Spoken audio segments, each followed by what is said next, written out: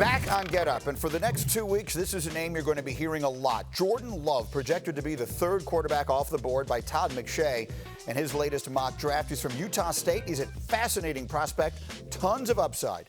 Threw 17 picks last season, so that's one of the question marks. Some comparisons that Love is getting at the next level is to the current best quarterback in the sport, and that's Patrick Mahomes. If you look at their numbers coming out of college, Love actually has a better draft grade and a better win percentage than Mahomes. In terms of raw numbers, Mahomes favorably has Love beat, throwing for 30 more touchdowns, having a QBR that is 15 points better. So, Dan, let's take a close look at this guy, because, again, this is a name we're going to be hearing a ton leading up to the draft 2 weeks from tonight, and let's start looking at a little bit of tape. Yeah, Greeny, you're right. People have compared him to Patrick Mahomes. And I can show you a play of why people are saying that, even though that is a stretch in my mind. The tape displays that he's got these unique talents and traits that are on display. The defense, BYU's in a cover two, where those two safeties have half the field. And the play is a go route on the outside and a bending seam by that slot receiver. Now the read for the quarterback. What does that safety do? If he takes the bending seam, you're going to throw that go route on the outside.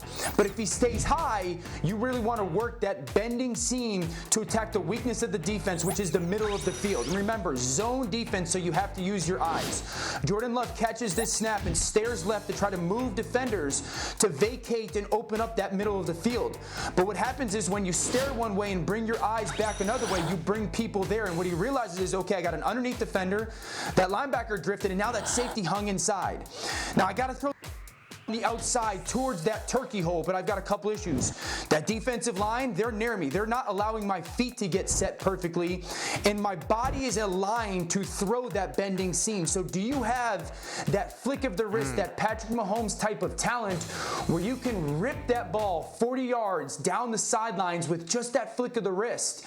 Do you have that talent to do that into that turkey hole shot when things aren't aligned perfectly? And so, listen, there's glimpses of him on film where he displays this. But the big difference between Patrick Mahomes and Jordan Love is this. Patrick Mahomes has a recess style of football that is a difference maker. If you can imagine the 3rd and 17 to Tyreek Hill in the Super Bowl, right, where he drifts and everything, that's that recess style.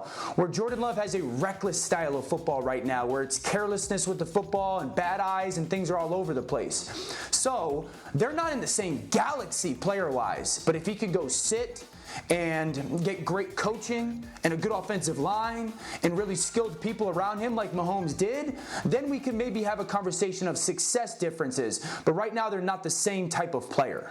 Now, the first time I think I heard Jordan Love's name, I heard it from Laura Rutledge, and so Laura rejoins us here now. Laura, what are you hearing from his people and from the NFL as far as what the expectation should be for him 2 weeks from tonight?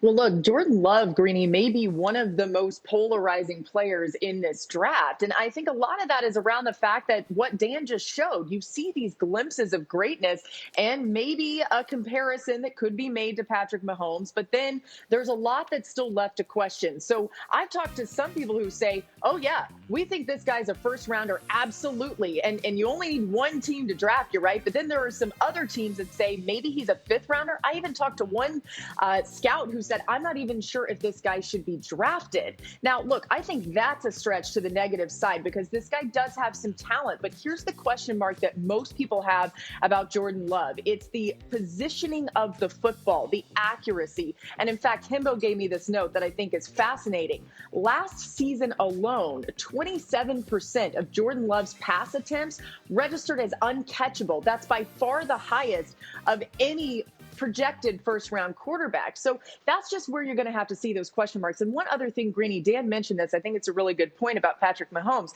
Everyone's going to try to find the next Mahomes. Andy Reid and that Chiefs staff and the situation there deserves a ton of credit.